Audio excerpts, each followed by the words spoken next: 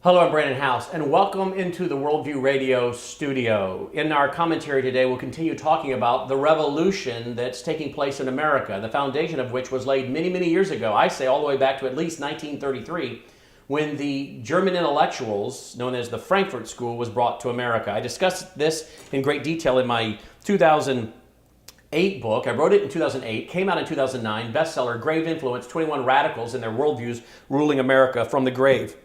You can get a copy in our bookstore as an ebook right now or have it shipped to you as a hard cover. You know, there has been a revolution in America, just most Americans aren't aware of it. It's a cultural Marxist revolution. You know it as political correctness.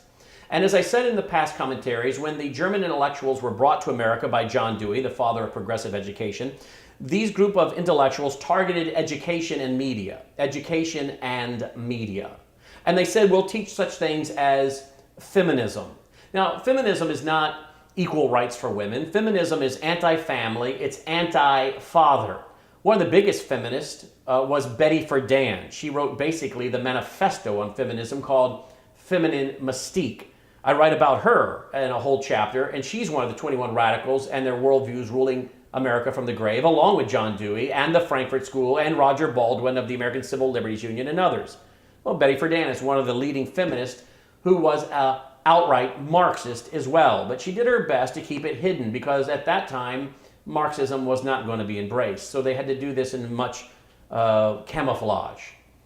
But the Frankfurt School said, we'll teach feminism, we'll anti-family, anti-father, and we'll destroy the American male.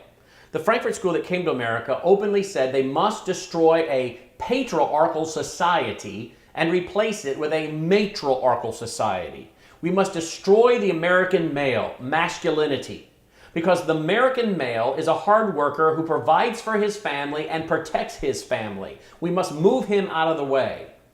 So we will destroy the American male.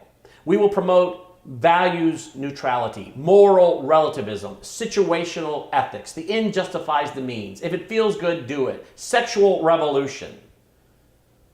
And that's what they did.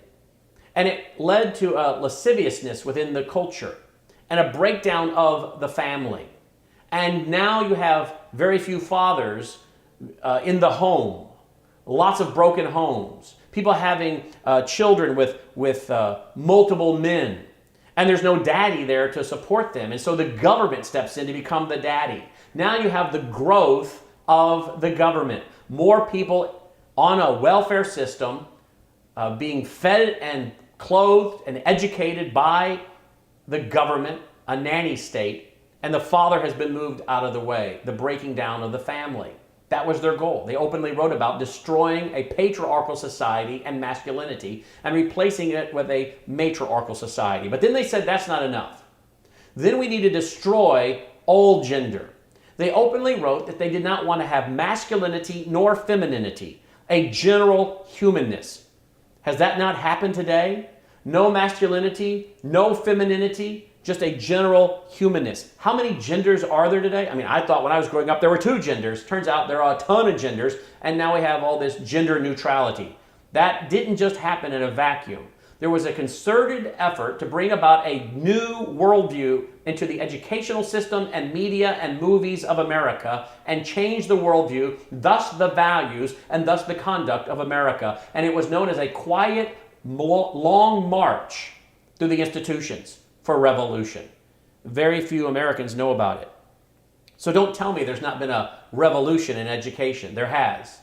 No more prayer in schools, no more Bible reading. Yet today, what do we have? The U.S. Department of Education openly teaching Islam, as I've covered on my radio and television programs. The U.S. Department of Education openly teaching the 5 pillars of Islam and all about Islam, but they don't teach about Christianity, they don't teach about Judaism, they don't teach about any other world religion, but they do teach about Islam. And of course, for generations, they've really taught progressive socialist ideas. Yes, there's been a revolution in education. How about a revolution in the media? Indeed, Walter Cronkite, one of the most trusted men in America for many years, who's now deceased, embraced outright communist ideas. Today, within the media, we see nothing more than outright cultural Marxism, feminism, multiculturalism, tolerance education. Multiculturalism is not the study of multiple cultures. Nothing wrong with that. It's a denigration of the foundational Western worldview that says the source of all suffering and oppression is Christianity and capitalism. Christianity and capitalism. That's the source of all oppression. That's what the Frankfurt School believed. That's what Karl Marx believed. That's what Sigmund Freud believed. And this is who the Frankfurt School followed. And so there's been a revolution in media. Then there was a revolution in the military. Today, the communists have accomplished far more than they ever believed they would accomplish inside the American military. They now have women in submarines. They now have women in combat. They now have transgenders actually transitioning in the U.S. military, and the government's helping to pay for it and allow for it. They have done things that the communists of the 1930s and 40s never dreamed the American people would accept. Thus, we really have now a post-communist system in the military. In other words, the communists accomplished more in their social experimentation with the U.S. military than they ever dreamed the American people, the elected officials, and the generals would permit.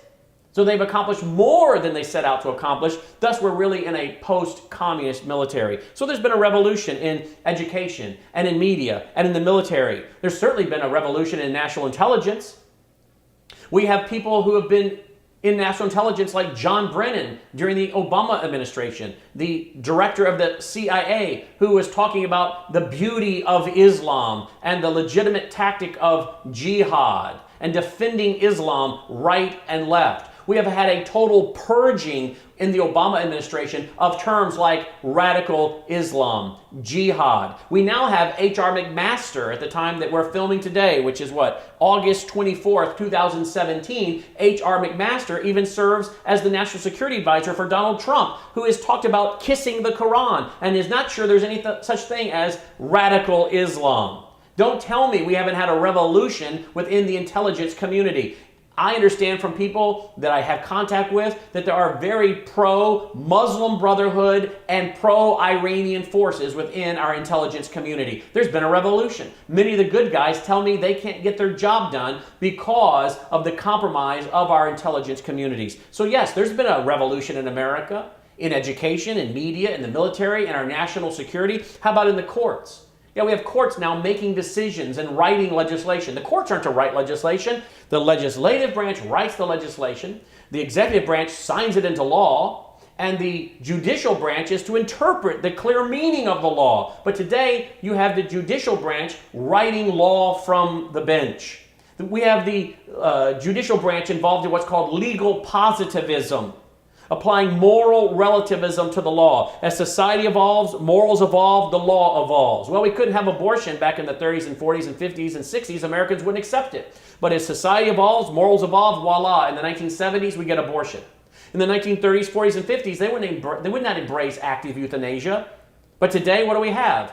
We have a doctor-assisted suicide in many states. You see, society evolves, morals evolve, the law evolves. They don't believe in a static document known as the Constitution. They believe it's living and breathing, and it is open to interpretation by a group of black-robed thugs.